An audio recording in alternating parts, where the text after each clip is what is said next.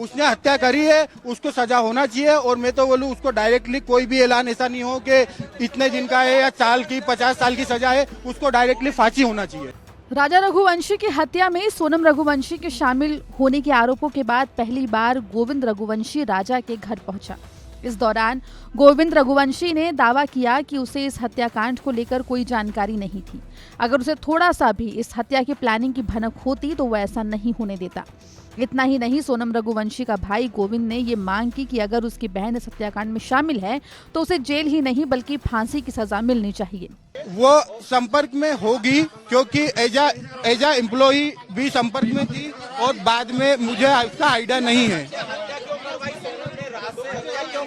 उसका मुझे कोई आइडिया नहीं है क्योंकि मैं खुद 22 दिनों से मेघालय में बिना खाना खाए बिना कुछ करे मैं खुद ढूंढ रहा था और अभी भी मैं 96 घंटे से सफर कर रहा हूँ और डायरेक्टली यहाँ पे आया हूँ। ये बड़ी बात है कि आप खुद यहाँ पर आए हैं। सोनम से मिल लूं उसके बाद मैं तय कर पाऊंगा। मेरे को यूपी पुलिस ने मिलने नहीं दिया सोनम से।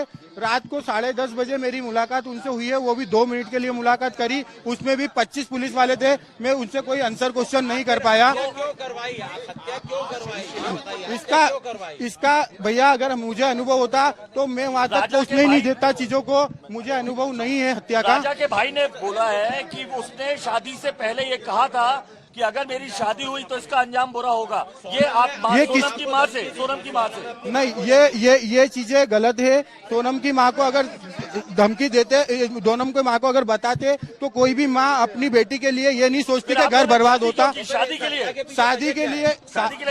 शादी के लिए जो जल्दी करी गई है, वो जो भी पंडितों ने मुहूर्त निकल आया था, वो मुहूर्त सिर्फ उस दिन का लास्ट था 11 मई का। हमने 4 मुहूर्त निकलाए थे, 11 मई लास्ट था।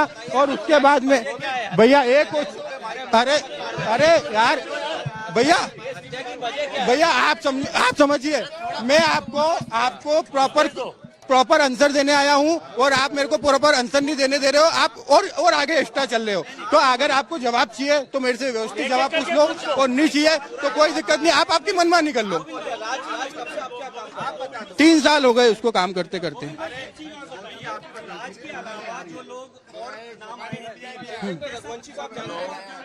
नहीं, मैं नहीं जानता था, वो राज के कांटेक्ट में थे। बस मेरे यहाँ राज कुशवाहा अकेला काम करता था।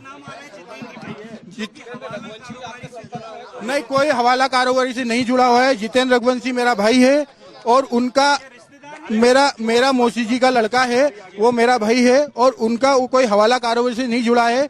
उनका जो अकाउंट है वो हम लोग चलाते थे, इसलिए उसका नाम आ रहा है। बाकी हवाला कारोबारी ने, वो अनपढ़ आदमी है और गोडाउन में मेरे काम करता है। ये बताओ हत्या किसने करवाई, फिर कौन है? आप बोल रहे भैया अगर मुझे ये पता रहता कि हत्या किसने करवाई तो क्या मैं ये हत्या होने देता? मुझे मालूम नहीं है कि ये हत्या किसने करवाई। हाँ, हत्या हुई है, उसकी सजा मैं खुद बोलूंगा कि दे और मैं खुद जाऊंगा सजा दिलवाने के लिए। बिल्कुल होना चाहिए। उसने हत्या करी है, उसको सजा होना चाहिए। और मैं तो बोलूं उसको डायरेक्टली कोई भी ऐलान ऐसा नहीं हो कि इतने दिन का है या साल की 50 साल की सजा है, उसको डायरेक्टली फांसी होना चाहिए। आपको बता दें कि गोविंद रघुवंशी ने ही गाजीपुर पुलिस को अपनी बहन की जानकारी दी थी। गोविंद रघुवंशी उस वक्त शिलोंग में अपनी बहन सोनम की तलाशी अभियान में लगे रेस्क्यू टीम के साथ मौजूद था। दावा है कि इस दौरान गाजीपुर से उसकी बहन सोनम ने एक ढाबे वाले से फोन लेकर गोविंद को फोन किया, जिसके बाद गोविंद ने गाजीपुर पुलिस को इसकी जानकारी दी। फिलहाल सोनम रघुवंशी और 4 आरोपियों को मेघालय पुलिस लेकर अपने साथ शिलोंग गई है, जहां उनसे पूछताछ की जाएगी। आपको बता दें, अपनी पत्नी सोनम रघुवंशी के साथ हनीमून मनाने शिलोंग गए राजा की हत्या हो गई थी और आरोप उसकी पत्नी सोनम पर लगा है। इंदौर से धर्मेंद्र कुमार शर्मा की रिपोर्ट, MP तक।